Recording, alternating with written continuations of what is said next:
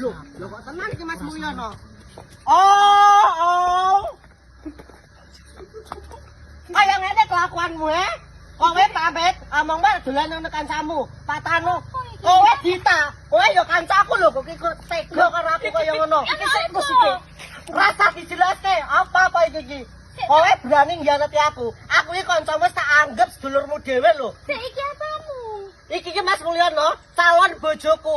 Emangnya reneng lanangan sing nyenengi kowe. Melek. Sadar. Aku ya sadar, kowe kuwi ora sadar. Kurang apa aku, he? Astagfirullahaladzim. Ora perlu dijelaske. Ki pacar iki. Wes jelas. Engko sithik, Dek. Dasar kanca pengkhianat. Engko sithik to tak critani. Aku kan lewat iki. Dine kene. Alasan, ora percaya. Ora percaya.